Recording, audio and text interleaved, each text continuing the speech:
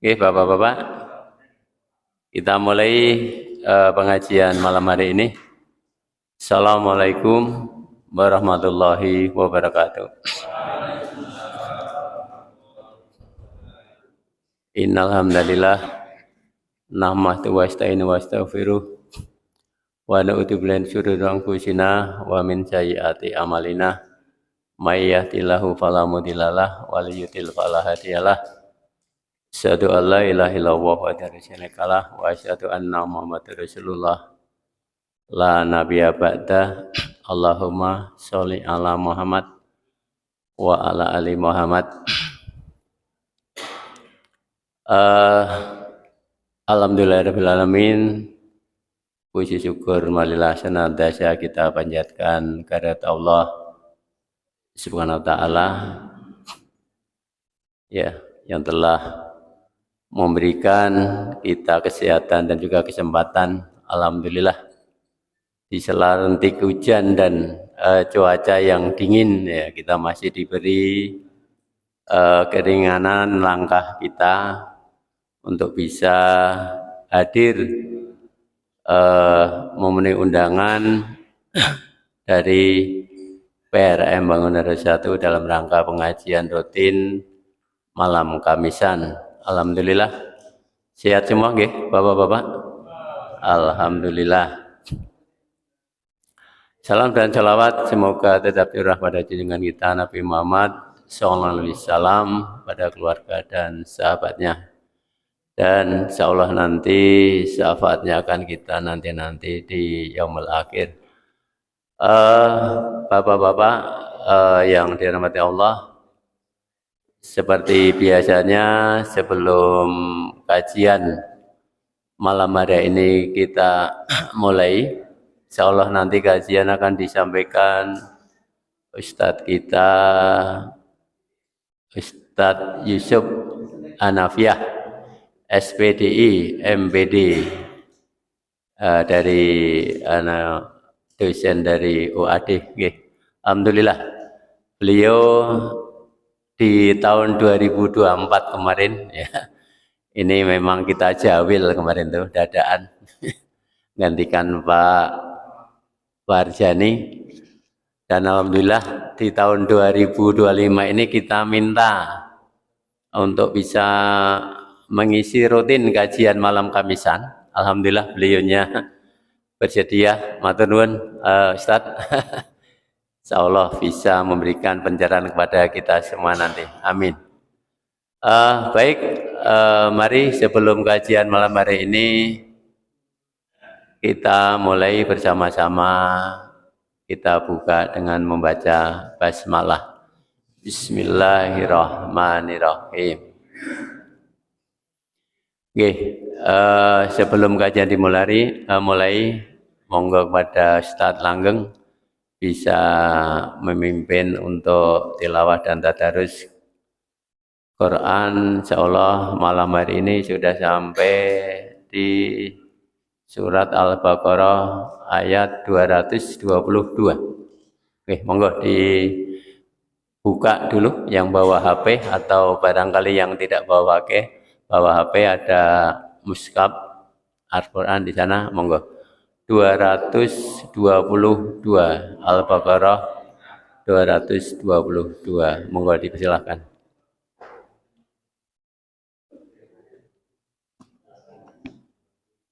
Bismillahirrahmanirrahim. Assalamualaikum warahmatullahi wabarakatuh.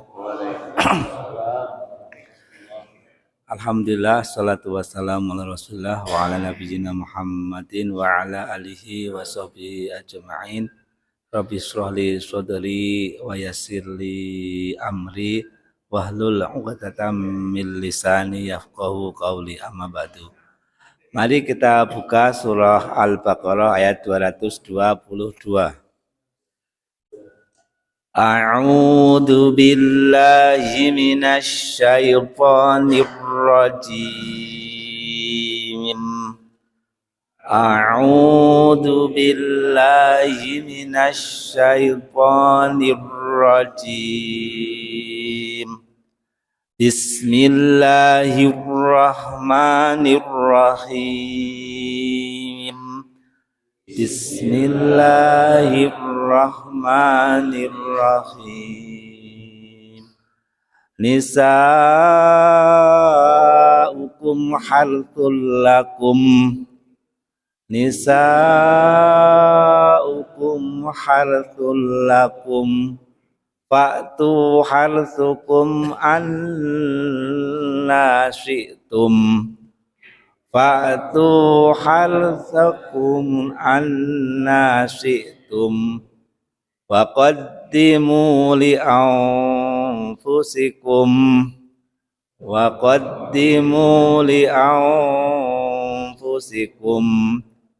Wattaqullaha wa'lamu annakum mulaquh. Wattaqullaha wa'lamu annakum mulaquh. Wabashshiril mu'minin. Wabashshiril mu'minin. Wala taj'alullaha 'urdatan li aymanikum. Wala taj'alullaha 'urdatan li aymanikum. An tabarru wa tattaqu wa tuslihu bainan nas. An tabarru wa tattaqu wa tuslihu bainan nas. Wallahu sami'un alim. Wallahu sami'un alim. La yu'akhidukumullahu billaghwi fi aymanikum. La yu'akhidukumullahu billaghwi fi aymanikum. Walakin yu'akhidukum bima kasabat qulubukum. Wallahu ghafurun halim. Walakin yu'akhidukum bima kasabat qulubukum. Wallahu ghafurun halim. Allahumma arhamna bil Quran. Hamba berlindung pada Allah dari godaan syaitan yang terkutuk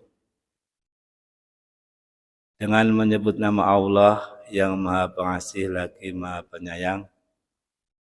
Istri-istrimu adalah ladang bagimu, maka datangkan ladangmu itu kapan saja dan dengan cara yang kamu sukai, dan utamakanlah yang baik untuk dirimu. Bertakwalah kepada Allah dan ketahuilah bahwa kamu kelak akan menemuinya, dan sampaikanlah kabar gembira kepada orang-orang yang beriman. Dan janganlah kamu jadikan nama Allah dalam sumpahmu sebagai penghalang untuk berbuat kebajikan, bertakwa dan menciptakan kedamaian di antara manusia. Allah Maha mendengar lagi Maha mengetahui. Allah tidak menghukum kamu karena sumpahmu yang tidak kamu sengaja, tetapi Dia menghukum kamu karena niat yang terkandung dalam hatimu. Allah Maha Pengampun, Maha Penyantun. Semoga Allah merahmati dengan bacaan Al-Quran kita. Wassalamualaikum warahmatullahi wabarakatuh. Waalaikumsalam warahmatullahi wabarakatuh. Jazakallahu khairan pada Ustadz Langgeng yang tadi telah memimpin jalannya tilawah surat Al-Baqarah 223 sampai 225. Injak acara selanjutnya langsung pengajian yang insyaallah akan disampaikan Ustadz Yusuf Hanafiah. Monggo dipersilakan Ustadz. Dan monggo kepada bapak-bapak di Sambi Mawon, di hadapan bapak-bapak sudah ada unjukan dandaran. Monggo santai mawon.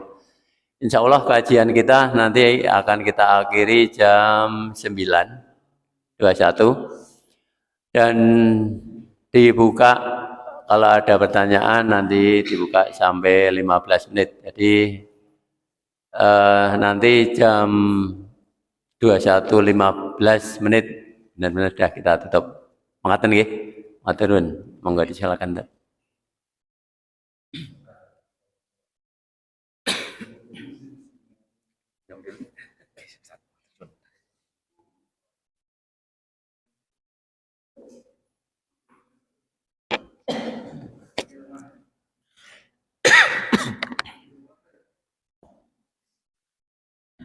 Bismillah. Assalamualaikum warahmatullahi wabarakatuh. Alhamdulillah.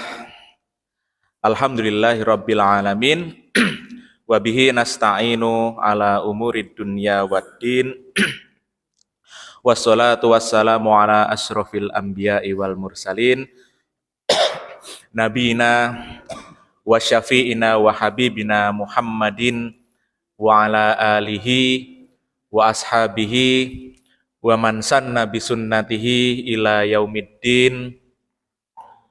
Qala Allahu tabaraka wa ta'ala fi kitabihil karim, ya ayyuhalladzina amanu taqullaha haqqa tuqatih wa la tamutunna illa wa antum muslimun. Wa qala ya ayyuhan nasu ubudu rabbakumul ladzi khalaqakum walladzina min qablikum la'allakum tattaqun. Rabbis shrahli sadri wa yassirli amri wahlul 'uqdatam min lisani yafqahu qauli. Amma ba'du.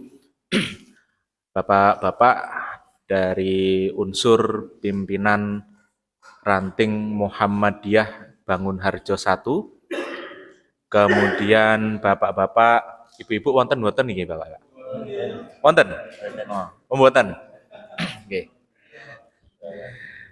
Bapak-bapak wonten menika. Setunggal nggih Bu. Nek mboten disebut ndak meri. Bapak-bapak, ibu-ibu saking unsur jamaah Masjid Al-Aqrab nggih niki. Masjid Al-Aqrab Ngancar yang semoga selalu dirahmati Allah. Pertama-tama mari kita tidak lupa untuk memanjatkan puji syukur pada Allah Subhanahu wa taala atas segala limpahan kenikmatan, terutama nikmat sehat. Niki bapak-bapak sehat sedanten nggih. Alhamdulillah nggih. Nggih. Karena nikmat sehat itu hanya bisa dirasakan ketika kita sakit, gitu. Ini kebetulan musim do pilek ya bapak-bapak nggih. Kula mawon pun pilek sekitar 3 mingguan yang lalu. Tapi nyuwun sewu nggih, efeke niku kadang kala sik rada-rada watuk, terutama nek cuacane pas Jawa ngoten niku nggih. Efeknya masih terasa. Nah, putra kula ingkang nomor kalih yuswane tesih 3,5 tahun, 3 minggu berturut-turut nggih alhamdulillah diparingi sakit, 3 sakit yang berbeda. Minggu pertama kemarin alhamdulillah diparingi demam Bapak Ibu. Sembuh 3 hari. Minggu berikutnya gantian muntah-muntah dan diare. 3 harian sembuh. Minggu ini diparingi meleh sakit nggih menika pilek, watuk pilek Bapak Ibu. Ya Masya Allah memang kayaknya memang lagi musim sakit ya. Jadi kalau bapak-bapak kita semuanya dikasih kenikmatan sehat, maka patut bersyukur ya. Patut bersyukur karena sehat itu hanya bisa dirasakan ketika kita sakit. Nah, nek kita sakit kan mboten saged nggih rawuh pengajian malam Kamisan gitu Pak nggih. Mboten saged menikmati snack, teh hangat niki gitu. Bismillah. Nah, jadi dados ngunjuk teh hangat menika nggih rasane tetep pahit nek sakit. Nah, tapi ketika kita diberikan sehat, maka kita harus bersyukur. Kita harus selalu bersyukur. Dan kita juga harus mensyukuri nikmat-nikmat Allah yang lain yang Allah berikan kepada kita. Mudah-mudahan dengan banyak bersyukur Allah akan terus menambah dan terus menambah kenikmatannya kepada kita. Allahumma amin. Kedua kalinya salawat dan salam semoga kita selalu panjatkan kepada suri teladan kita, uswatun hasanah kita, Nabiullah Muhammad sallallahu alaihi wasallam. Semoga kita semua mendapatkan syafaat beliau di hari akhir kelak. Allahumma amin. Bapak-bapak sekalian yang dirahmati Allah, ini dalam waktu 35 menit ke depan, insya Allah kita akan belajar bersama. Ya, alhamdulillah saya bersyukur bisa berjumpa kembali dengan bapak-bapak semuanya. Nampaknya malam ini lebih banyak dari yang pas kemarin di masjid mana ya? Ziyadatul ya Pak.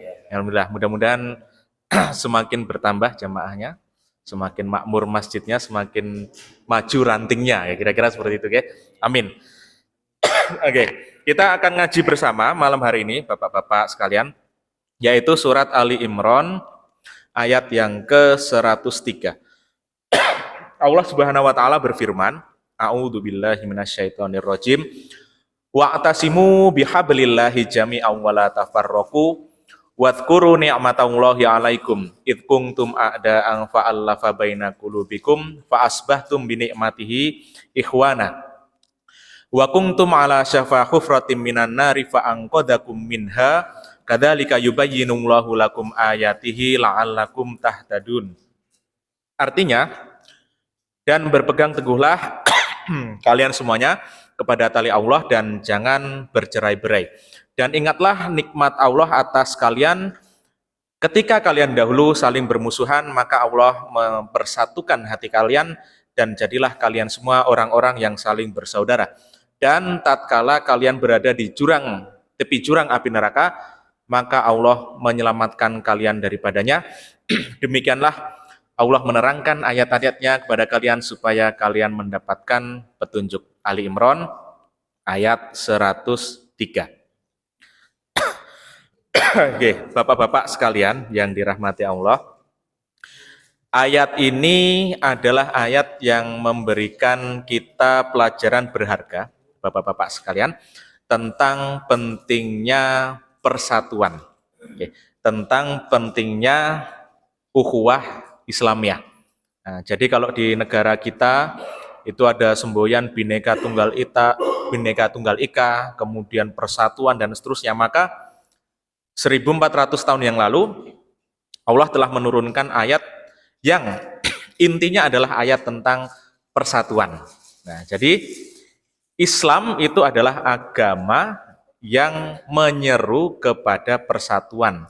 Nah, salah satu ayat yang menyuruh kita untuk bersatu, berukhuwah Islamiyah adalah ini, Ali Imran ayat yang ke-103.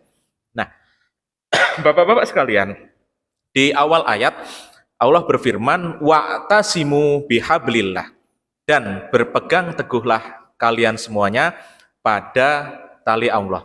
Nah, jadi kunci utama kita semua sebagai orang beriman, kaum muslimin kalau ingin bersatu adalah wa'tasimu bihablillah, berpegang teguh pada tali Allah. Nah, pertanyaannya, apa yang dimaksud tali Allah di sini, bapak-bapak sekalian? Jadi kalau kita membaca beberapa kitab tafsir, misalnya dalam tafsir As-Sa'di atau tafsir Al-Baghawi, ya, itu tali Allah di sini bisa dimaknai 3 hal. Yang pertama, iman. Yang kedua, Islam. Yang ketiga, Al-Quran. Nah, jadi bisa dimaknai iman, bisa dimaknai Islam, bisa dimaknai Al-Quran. Jadi kuncinya kalau kita ingin bersatu adalah kita harus punya pegangan yang sama. Nah, itu kuncinya. Wa'tasimu bihablillah. Kemudian di lanjutan ayatnya Allah berfirman, wala tafarraqu, dan janganlah kalian bercerai-berai. Kalau di awal ayat tadi Allah itu memerintahkan wa'tasimu, itu mengandung unsur perintah. Kalau dalam bahasa Arab itu namanya fi'il amr, ya, mengandung unsur perintah. Jadi sifatnya wajib. Ya, jadi kita itu diwajibkan untuk berpegang teguh pada tali yang satu. Oke. Kemudian di lanjutan ayatnya ada larangan wala tafarroku. Jangan sampai bercerai-berai. Nah, Imam Al-Baghawi menyebutkan wala tafarroku kama iftarokotil yahud wan nasoro. Jangan sampai kalian orang-orang beriman kalian itu bercerai-berai, terpecah belah sebagaimana terpecah belahnya orang-orang Yahudi dan Nasrani. Loh, kok bisa? Bisa Bapak-bapak sekalian. Jadi nyuwun sewu nggih. Jangan dikira orang-orang Yahudi, orang-orang Nasrani walaupun mereka sama-sama statusnya sama-sama non-muslim gitu ya. Jangan dikira mereka itu bersatu, kompak. Boten. Mereka itu terpecah belah, tercerai-berai dari zaman dulu sampai hari ini. Gitu. Jadi di Palestina itu, saya mencontohkan Palestina, nggih. Jadi yang sebetulnya dirugikan, Yon Sewu, itu enggak cuma umat muslim. Sebetulnya orang-orang Kristen, orang-orang Nasrani di sana juga sama, dirugikan. Tapi ndilalah, gitu, ndilalah kok sing dados korban niku ingkang kathah mayoritas saking kaum muslimin. Dados pemberitaan niku nggih seolah-olah yang dirugikan hanya orang Islam. Padahal sebetulnya enggak juga. Ya. Orang-orang dari agama lain, Nasrani misalnya juga mereka dirugikan. Sama. Jadi jangan dikira mereka itu kompak, tidak. Makanya Allah di sini memberi pelajaran kepada kita. Wala tafarroku. Jangan sampai tercerai-berai kama iftarokotil yahud wan nasoro, seperti tercerai-berainya orang-orang Yahudi dan orang-orang Nasrani. Nah, itu guys Bapak-bapak sekalian. Nah, kemudian di sini saya akan menambahkan nih terkait perpecahan. Nah, jadi Bapak-bapak sekalian, di kalangan umat manusia gitu ya, dari zaman dulu sampai hari ini, perpecahan itu atau apa ya, perpecahan, kemudian peperangan, perselisihan, atau yang sejenis dengan itu biasanya disebabkan 3 hal. Gitu? Jadi tidak jauh-jauh dari 3 hal ini. Yang pertama adalah karena fanatisme golongan atau kelompok.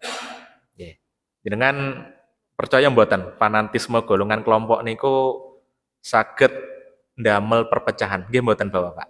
Leres nggih. Mboten usah tebih-tebih lah. Kalau wingi mawon tahun 2024 bulan pemilu niku bulan apa nggih? Februari nggih. Nah, niku suami istri beda pilihan niku saged to Pak neng-nengan Pak. Nggih ta?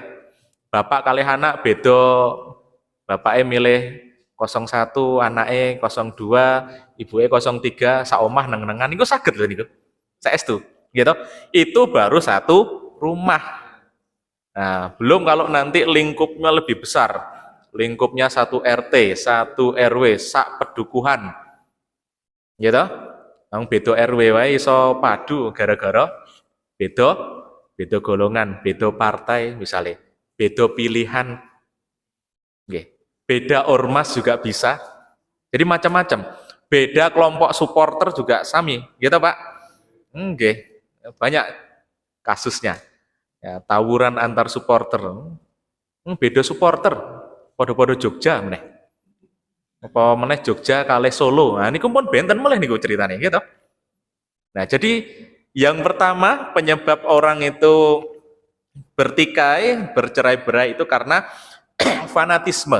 Kalau dalam bahasa agama kita namanya asobiyah atau ta'asub. Jadi ta'asub itu ini tadi fanatis, ya, terlalu fanatik. Ya, loyal boleh, tapi kalau terlalu fanatik sampai memandang yang lain itu lebih rendah, yang lain itu salah, yang lain itu hina, nah itu yang nggak boleh. Nah, ini kuncinya di sini, ya. Jadi beda pilihan itu biasa. Nah, ini tergantung kedewasaan kita masing-masing, gitu. Itu yang pertama, Pak. Yang kedua, Perpecahan itu juga bisa disebabkan karena ketidaktahuan atau kedangkalan terhadap ajaran Islam yang benar. Jadi minimnya ilmu itu ternyata bisa menyebabkan perpecahan. Saya ngambil contoh di kampung halaman saya, Pak. Kampung halaman saya itu, nggih, kula asli Sorosutan, dalemipun teng Sorosutan Jogja, tapi kula kelahiran Sumatera, Lampung Tengah. Nah, teng kampung kula, teng Lampung Tengah, niku wonten, Pak, tonggo desa, gitu, benten desa kalih ngene kula, tonggo desa, tapi jenengan pirsa piyambak nggih, nek tiang kampung niku kan benten desa, benten kecamatan niku tesik kenal, gitu. Tesik kenal, benten kecamatan, benten desa niku nek enten kondangan nggih tesik sedanten diundang tanpa terkecuali. Nek orang ngetok dititeni gitu, Pak. Nek orang ngetok dititeni. Nah, itu tetangga desa. Ada sebuah masjid, Pak. Nah, ini dilalah masjidnya nggih Masjid Muhammadiyah, Pak. Nah, ini miris ceritanya. Jadi hanya karena waktu itu ada perbedaan pendapat dalam menentukan arah kiblat.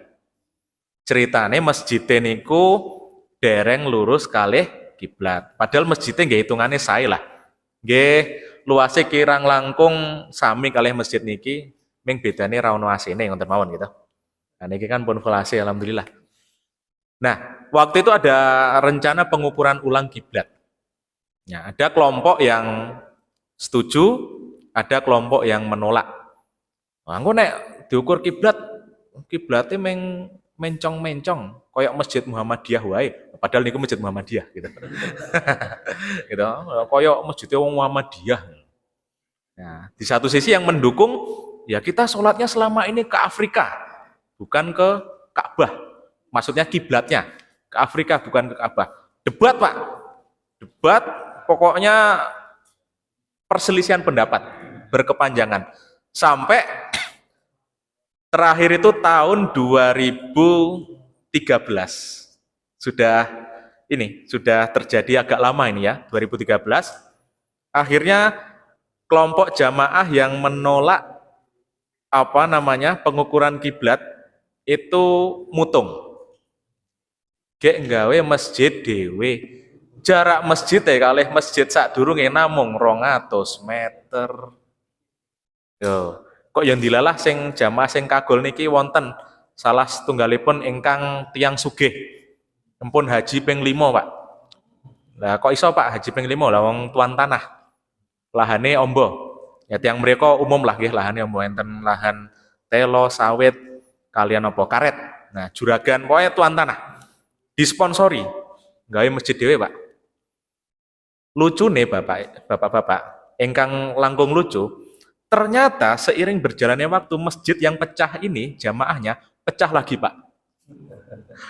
Pecah lagi, yang pecah itu mereka mendirikan majelis sendiri dan kabarnya mereka tergabung dengan MTA, jenengan persa MTA nggih. Nah, lah saat niki kula dereng mireng meleh, niki pun pecah meleh napa dereng. Ya, jadi seperti itu ya. Tadi ya fanatisme, yang kedua karena ketidaktahuan ajaran Islam yang benar. Ya, padahal kan yang seperti ini semestinya bisa dimusyawarahkan, gitu. Bisa dimusyawarahkan baik-baik. Nah, tapi mereka mengambil solusi, yoslah tak nggawe masjid dhewe. Nah, mbasan dadi masjidnya pecah meneh. Paling gawe musola meneh paling nggih. Jadi satu kampung, satu RT itu sekarang di sana bisa ada 3 masjid apa ya, Pak ya? Satu RT. 3 masjid. Makmur niku sugih-sugih niku tiange. Nggih mboten masalah sugih, Pak. Lebih tepatnya karena memang itu tadi ya agak kurang dewasa dalam menghadapi perbedaan. Nggih, pecah niku, Pak. Nggih, pecah niku. Dados teng mriku niku pimpinan cabang, pimpinan daerah turun tangan mboten napa? Mboten kodal. Sami mawon nggih pun jarke wae. Nek pengen pecah ya ben pecah dhewe. Salat Id, Pak, niku nggih ndamel jamaah piyambak. Ndamel napa? Ndamel kepanitiaan piyambak. Dados jamaah niku paling namung tiang sedasa, tiang gangsal welas ya namung keluargane niku mawon. Gitu, keluargane jamaah niku mawon. Itu kan miris nggih Pak, toh. Nggih sangat miris, sangat disayangkan. Hanya gara-gara perbedaan ini meluruskan arah kiblat sampai terjadi seperti itu. Nah, itu nggih poin yang kedua. Poin yang ketiga, ada perpecahan itu disebabkan karena fitnah, iri hati, dan kepentingan duniawi. Nah, ini sering terjadi nggih, karena iri sesama tetangga, gitu, sesama saudara juga bisa, ya, sesama kakak, adik, iri, akhirnya neng-nengan. Itu sering nggih terjadi ya Bapak-bapak nggih, sering terjadi. Nah, ini setidaknya 3 hal ini yang menjadi penyebab perpecahan. Nah, makanya kita harus hati-hati terhadap 3 hal ini Pak. Yang pertama tadi adalah fanatisme berlebihan, ya fanatisme buta istilahnya. Jadi kita menganggap orang yang berbeda dengan kita itu lebih rendah. Orang yang selain kita itu salah. Orang yang selain kita itu sesat. Nah, itu yang tidak boleh. Gitu, itu yang tidak boleh. Yang kedua karena kedangkalan ilmu kita. Nah, makanya sudah benar yang Bapak-bapak lakukan hari ini. Ya, kita belajar bersama-sama, termasuk saya juga di sini belajar. Kita mendalami ilmu agama. Karena insya Allah semakin dalam pengetahuan kita, maka akan semakin terbuka kita, akan semakin lunak hati kita. Ya, jadi kita tidak gontok-gontokan lagi, hanya karena Bismillahe jaher nopo sir. Kita ya, jadi tidak terlalu gontok-gontokan lagi hanya karena bodone melu pemerintah apa melu Muhammadiyah, nah, kira-kira seperti itu. Nah, kenapa kok tidak gontok-gontokan? Karena sama-sama tahu, oh jebul Muhammadiyah yang berdasar, oh jebul ya pemerintah punya dasarnya masing-masing. Kan kira-kira seperti itu. Nah, ini yang harus kita, kadang kita harus menurunkan ego kita masing-masing, ya, supaya kita tidak mudah terpancing, tidak mudah terprovokasi. Nah, lanjut ya Bapak-bapak sekalian. Di ayat berikutnya Allah berfirman, "Wadhkuru ni'matallahi 'alaikum id kuntum a'da'an fa'alafa baina qulubikum fa'asbahtum bi ni'matihi ikhwana." Dan ingatlah nikmat Allah atas kalian ketika kalian dahulu saling bermusuhan. Nah, ayat ini menceritakan, jadi dulu Bapak-bapak sekalian di Jazirah Arab, ya, di Jazirah Arab itu sebelum Nabi Muhammad SAW diutus menjadi Nabi dan Rasul terakhir, itu ada 2 suku terbesar, 2 suku terkuat, namanya suku Aus dan suku Khazraj namanya. Jadi ini 2 suku terkuat di Jazirah Arab. Tapi mereka sebelum Nabi diutus menjadi Nabi dan Rasul, mereka itu bermusuhan Pak. Bermusuhan, berperang, saling menghina, saling mengancam, saling menyerang, dan seterusnya. Selama 220 tahun. Nah, jadi waktu yang lama, 2 abad lebih. Mereka itu saling bermusuhan. Karena apa? Ya, karena sebetulnya karena masalah sepele. Ya, karena perebutan lahan untuk menggembala kambing. Nah, dados jenengan pirsa piyambak nggih teng Jazirah Arab menika kan tandus gersang mayoritas gurun. Dados nek ajeng angon wedhus niku kan nggih radi rekoso nggih Pak le ngarit nggih. Nah, kinten kan wonten radi rekoso panjenengan bersyukur teng Indonesia. Waton golek sawah, golek cerak kali, cerak rawa niku pasti wonten suket. Nah, tapi nek teng Jazirah Arab benten ceritane.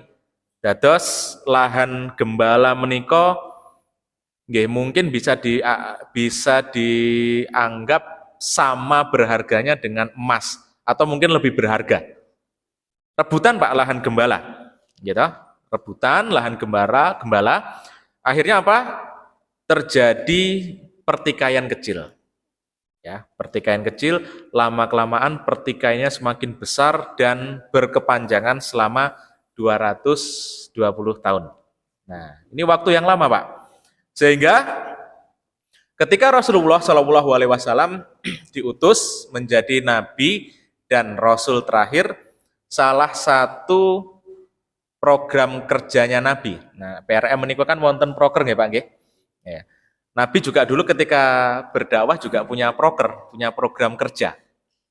Nah, jadi program kerjanya Nabi adalah salah satunya mendamaikan ini suku Aus dan suku Khazraj. Ya, jadi didamaikan oleh Nabi. Caranya apa yang Nabi lakukan? Jadi Nabi memperkenalkan Islam kepada mereka. Satu. Kedua, Nabi memperkenalkan Al-Quran kepada mereka. Dua. Yang ketiga, Nabi menguatkan iman mereka. Singkat cerita, ini kalau diceritakan panjang ya, ini waktunya nggak cukup. Singkat cerita, suku Aus dan Khazraj bersatu, gitu, dan jadilah waktu itu kan bangsa Arab itu janjane bangsa atau negara yang tidak diperhitungkan sama sekali, Pak. Jadi zaman semonten niku kekuatan politik dunia yang paling diperhitungkan cuma ada dua, Romawi dan Persia. Nah, bangsa Arab itu nggak diperhitungkan sama sekali, nggak diperhitungkan. Ya karena mereka hanya ini tadi, terdiri dari kelompok-kelompok kecil, kabilah-kabilah kecil. Ya, antar kabilah nggak akur, gitu, rebutan lahan, geangon, pedus. Nah, kita nonton niku nggih. Jadi tidak kompak. Tapi setelah Nabi diutus, ya, mereka menjadi bersatu, mereka kompak dan tidak ada yang menyangka.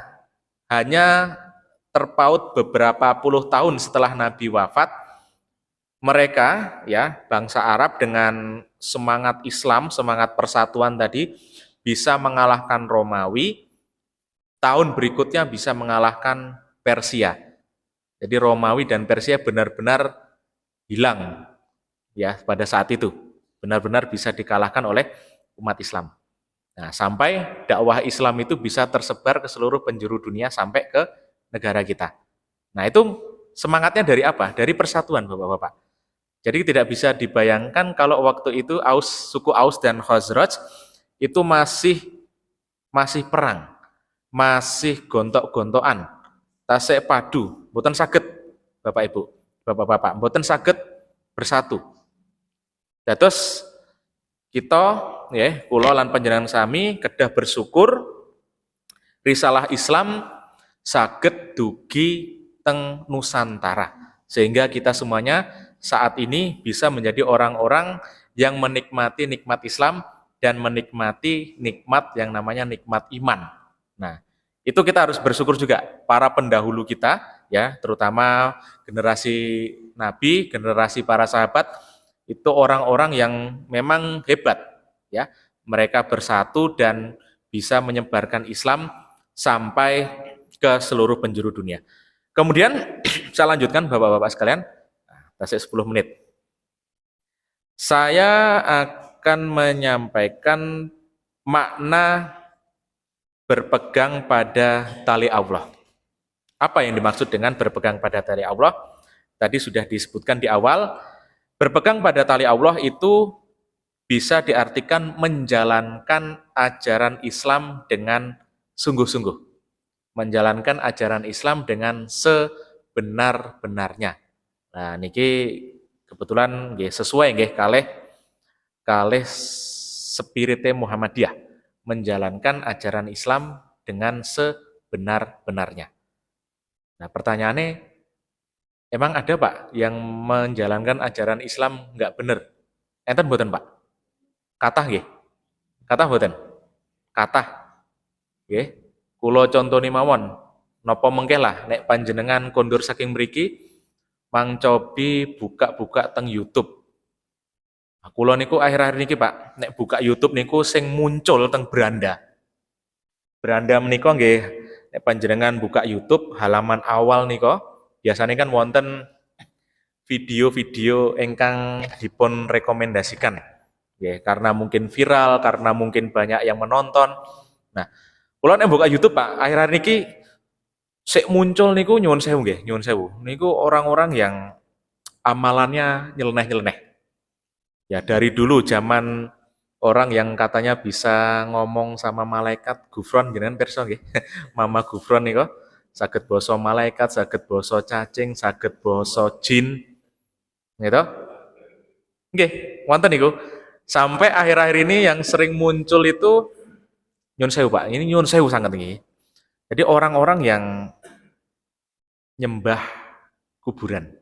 Nah, jarene kuburane wali apa kuburan apa, tapi nyembah. Mang pirsani teng YouTube wonten iki kula mboten gawe-gawe. Wonten kathah video nih. Jadi aduh nggih nelongso nggih Bapak-bapak sekalian nggih. Jadi katanya ngalap berkah ben sugih ben slamet. Kemudian ada juga yang katanya napa? Kalau pengen selamat dari azab neraka besok ketika di akhirat sebut saja nama sinten ngoten. Enten nama Habib siapa gitu ada. Saya tidak sebut merek. Jadi ini contoh-contoh yang nyeleneh-nyeleneh ya Bapak-bapak ya.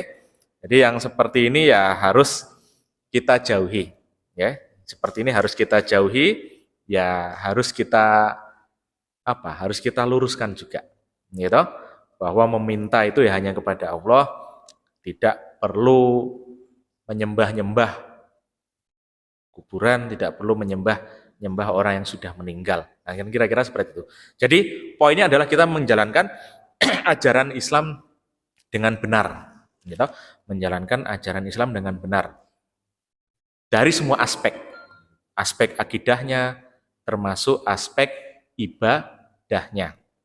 Nah, teng Indonesia menika kan kathah to Pak aliran-aliran sik nyeleneh-nyeleneh rumiyin niku wonten aliran kula rada kesupen.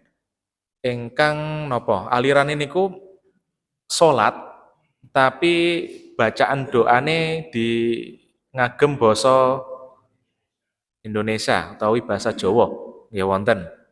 Gitu. Wonten melih aliran niku ingkang pemimpin alirane jenengan tesik kemutan mboten rumiyin niku wonten Lia Eden. Nah, Lia Eden menika rumiyin ngaku bojone malaikat Jibril. Nah, ngaku nabi. Ini Lia Eden apa Lia Edan nih janjane. Gitu. Tapi yang dilalah kok nggih pengikutnya nggih kathah. Langkung kathah saking jamaah masjid iki gitu. Nggih, karena nyun sewu nggih. Kenapa aliran-aliran seperti itu di Indonesia itu tumbuh subur? Dulu itu saya ingat Pak, ada ini hasil penelitian waktu itu disampaikan oleh almarhum Profesor Yunahar Ilyas, salah satu ketua pimpinan Pusat Muhammadiyah. Dulu beliau juga salah satu ketua MUI. Kenapa di Indonesia itu banyak aliran sesat? Salah satunya adalah motifnya fulus. Nggih, Pak. Terus contoh nih enten aliran sesat, enten pengikutnya loyal. Wah, ekon iuran pinten-pinten niku manut. Kok yang dilalah pengikutnya niku sugih-sugih. Nah, niku masalah ya. Dihapusi kon iuran kowe nek iuran 1 M dosane ilang. Iuran 2 M langsung mlebu surga bypass ya, jalan tol.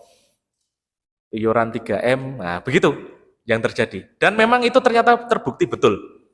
Terbukti. Gitu. Jadi bukan hanya sekedar apa? Bukan hanya sekedar berita hoax. Memang terbukti Bapak-bapak. Jenengan nek mirsani mangke mawon searching mawon nek pun kundur sekang mriki. Mang pados teng Google Lia Eden. Mang pirsani mawon. Omahe niku kan sae niku. Hiasane gitu. Kemudian ruangannya itu sangat bagus. Ya, ini memang masuk akal apa yang disampaikan oleh Prof. Yunahar almarhum pada waktu itu.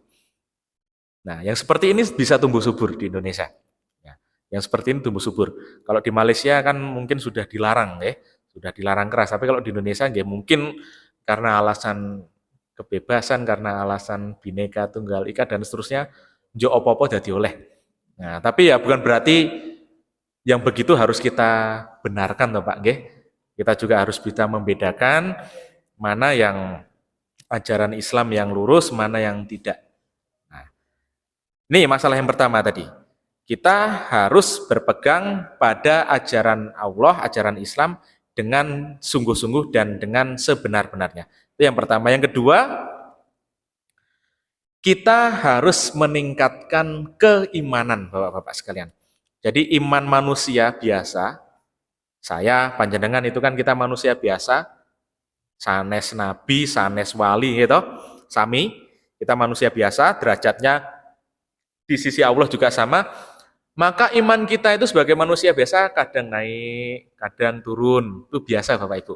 Ya kados rupiah nih loh. Kadang rupiah terhadap dolar itu kadang naik, kadang turun, ning kerep munggahe nggih Pak nggih. Kerep munggahe. Nah, tapi kalau iman kita itu kadang naik, kadang turun, itu wajar. Nah, naiknya iman itu karena ketakwaan. Gitu, karena ketakwaan. Turunnya iman karena kemaksiatan. Maka kalau imannya pengen naik, kita harus ya meningkatkan ketakwaan. Caranya meningkatkan ketakwaan bagaimana? Gampang. Kita menjalankan seluruh yang Allah perintahkan dan kita jauhi apa yang Allah larang. Ya, bisa jadi keimanan kita turun itu karena mungkin masih ada ibadah yang wajib tapi kita masih bolong-bolong. Bisa jadi. Bisa jadi iman kita turun karena kita kebanyakan berbuat maksiat, bisa jadi. Nah, maka rumusnya sederhana. Jauhi maksiat dan perbanyak ketaatan. Perbanyak ketakwaan. Paling gampang seperti ini Bapak-bapak. Ini kan teh nggih. Niki teh warnanya napa Pak niki? Napa anggaplah coklat nggih. Anggaplah coklat. Anggaplah warna teh yang coklat ini kita anggap saja dosa atau maksiat yang kita perbuat. Nah, cara menghilangkan atau mengurangi maksiat kita adalah kita dengan memperbanyak perbuatan baik atau memperbanyak amal soleh. Nah, ini contoh. Kita tuangkan air putih. Nah, air putih itu kita anggap saja sebagai amal soleh. Teh yang mungkin hanya sekitar, ya anggaplah setengah gelas ini, kalau kita tuang air putih secara terus-menerus, suwe-suwe dados bening mboten Pak? Bening piyambak toh Pak? Nggih. Jadi begitu caranya. Bisa jadi kita masih berbuat maksiat, tapi kalau perbuatan maksiat kita itu kita imbangi atau bahkan kita kalahkan dengan perbuatan baik kita, maka insya Allah maksiat kita itu akan luntur dengan sendirinya. Nah, begitu caranya. Jadi kita manusia biasa ya nggak mungkin lah ya bisa benar-benar terbebas dari dosa. Nggih kolo-kolo ngerasani kancane gitu Pak gitu. Kolo-kolo yang ngerasani tanggane niku nggih sebagai manusia biasa kadang khilaf gitu. Biasa niku gitu.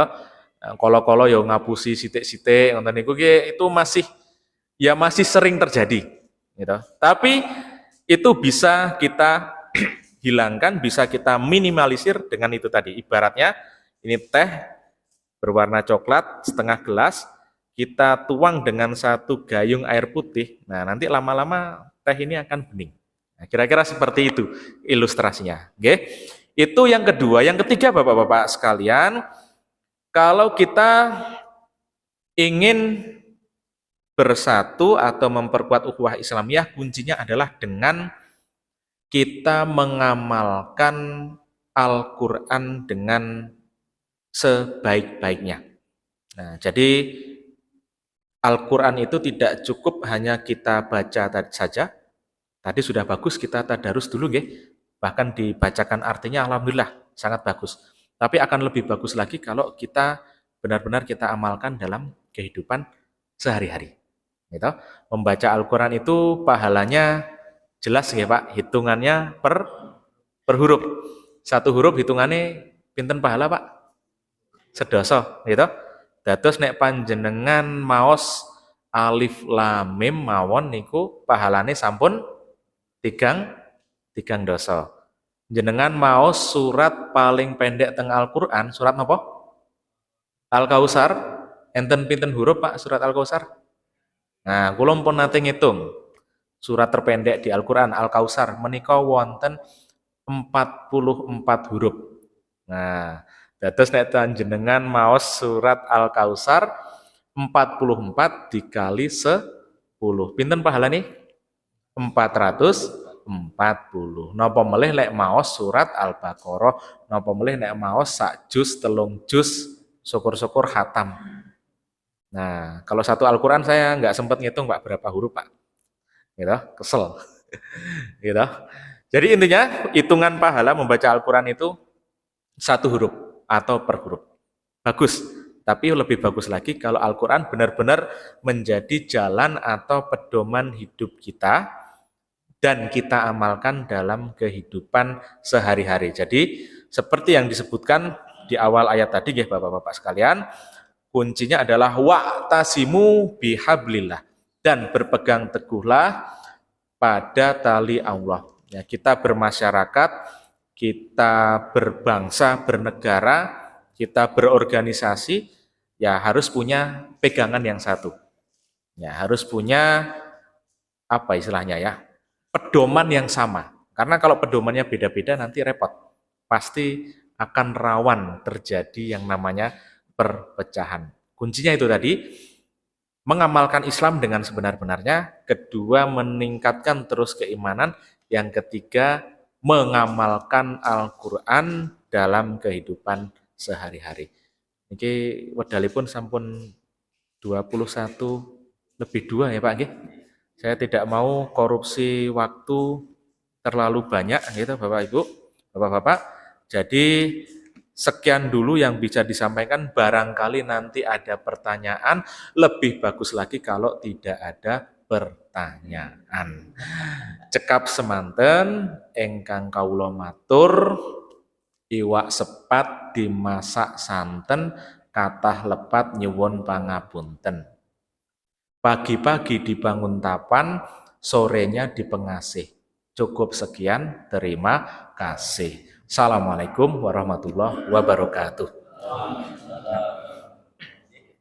Masih ada waktu. Bismillah. Kalau pertanyaan kalau ada.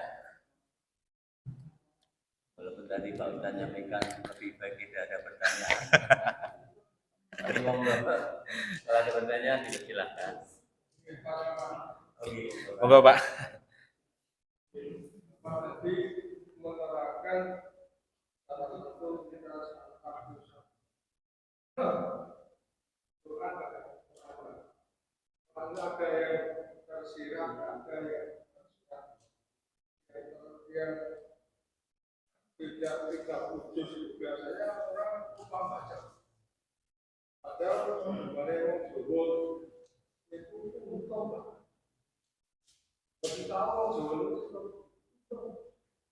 ada pesan juga.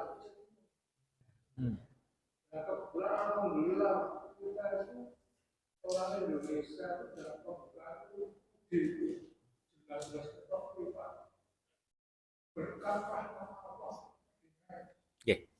Itu nggak pernah jemu wajar. Tapi orang bisa orang Indonesia berjauh. Terus Pancasila gitu. Nah, yang paling mendekati tabu Indonesia lain itu WR Supratman itu ustad aturan Kristen. Tapi ilmunya mungkin kalau Bapak buka kitab yang khusus itu mendasar. Kalau Indonesia itu pengen jaya, itu bangunlah jiwamu, bangunlah ragamu.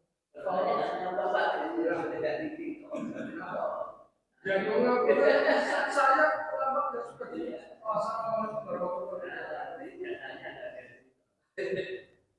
Ya semangat. Oke, saya menanggapi Pak. Tadi yang saya tangkap, saya sepakat sekali. Ya ini belum sempat saya sampaikan, nggih. Nek disampaikan ya kudune kalih jam nih waktu nih. Tapi saya sepakat.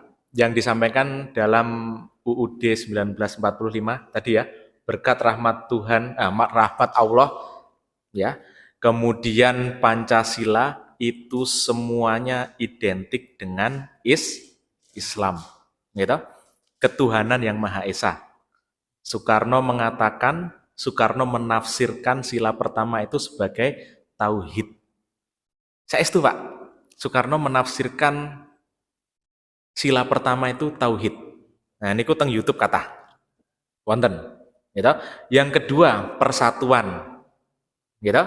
Kok kedua persatuan nggih? Pancasila satu, Ketuhanan Maha Esa, dua, kemanusiaan yang adil dan beradab. Ini semua juga konsep Islam. Yang ketiga, persatuan. Ini tadi yang barusan kita bahas. Yang keempat, kerakyatan yang dipimpin oleh hikmat, kebijaksanaan dalam permusyawaratan perwakilan. Itu semua kerakyatan, hikmah, permusyawaratan, itu semuanya adalah istilah-istilah yang ada dalam Al-Quran.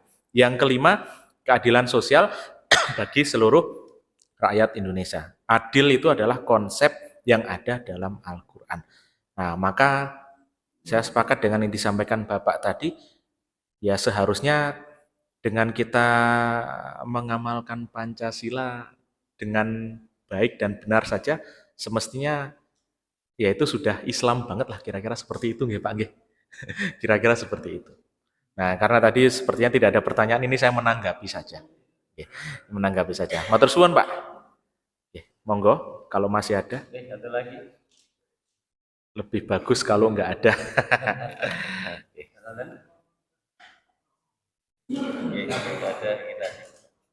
Oh, Pak.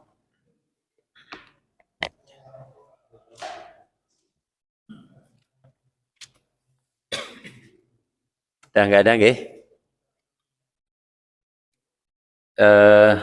Demikian kajian kita malam hari ini tentang persatuan tadi, mengambil surat Ali Imran 103 ya. Jadi ada 3 hal tadi yang disampaikan berkaitan dengan memegang tali Allah, yaitu yang pertama iman, Islam, dan Al-Quran. Nah, itu yang harus kita pegang dalam kehidupan kita. Baik Bapak-Bapak, sebelum ditutup ada beberapa pengumuman disampaikan. Insyaallah nanti kita tanggal 16 gitu. Ada pengajian Bangun Surya Madani. Nah, ini perlu sampaikan untuk pengajian Bangun Surya Madani ini adalah pengajian gabungan dari PRM PRA, Ustaz. Jadi PRM 1 Bangun Harjo 1 dan 2 dan PRA 1, 2, 3 dan juga bekerjasama dengan masyarakat Bangun Harjo. Monggo nanti jangan lupa tanggal 16 di Aula Kelurahan Bangun Harjo. Ustadz siapa Pak? Nih, Ustadz nyusul nanti akan kita, kalau nggak salah Pak ini ya, Pak Irut ya. Jadwalnya Pak Irut ya. Oke, yang kedua, insyaallah nanti khusus yang Bangun Harjo 1, nanti insyaallah kita akan adakan pengajian rutin 2 bulanan yang insyaallah akan kita adakan di minggu ke-4, karena minggu ketiga pengajian Bangun Surya Madani untuk pengajian yang Bangun Harjo 1 nanti apa namanya Bangun Tauhid ya. Pengajian 2 bulanan Bangun Tauhid. Insyaallah nanti akan kita adakan tanggal 23 Februari.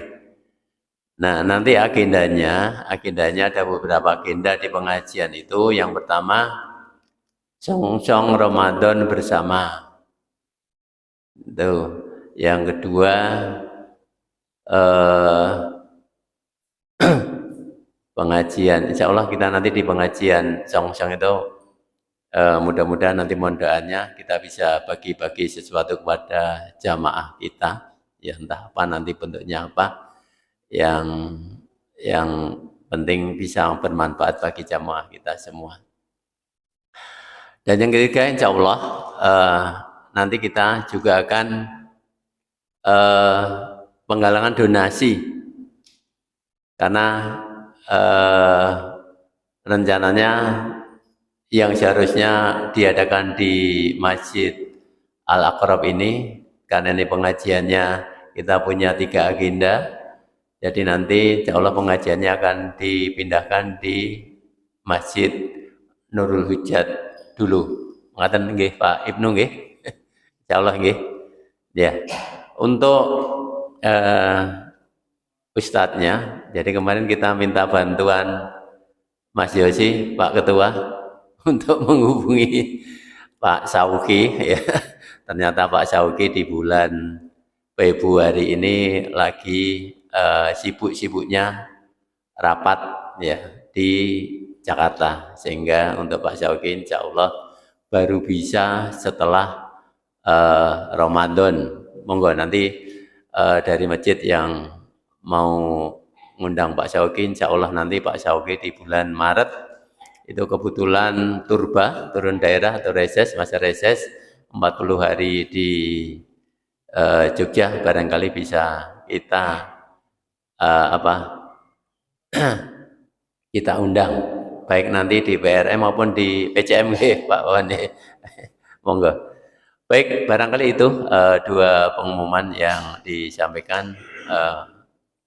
Mudah-mudahan nanti dari Bapak Ibu semua bisa hadir baik di pengajian Surya Bangun Madani maupun pengajian Bangun Tauhid di bulan Februari ini. Oke, ada pertanyaan sebelum ditutup? Oke, mari kita tutup kajian malam hari ini dengan doa kafaratul majelis. Subhanallah wa bihamdika asyhadu an la ilaha illa anta astaghfiruka wa atubu ilaik. Kurang lebihnya saya mohon maaf secara pribadi kalau dalam membawakan dan memenuhi acara ini ada sesuatu yang kurang dan tidak berkenan di hati Bapak Ibu semuanya. Dan sekali lagi terima kasih pada Ustadz Yusuf Hanafiah yang sudah membantu kita dalam kajian rutin malam Kamisan PRM Bangun Harjo 1. Demikian, bila taufiq hidayah. Assalamualaikum warahmatullahi wabarakatuh.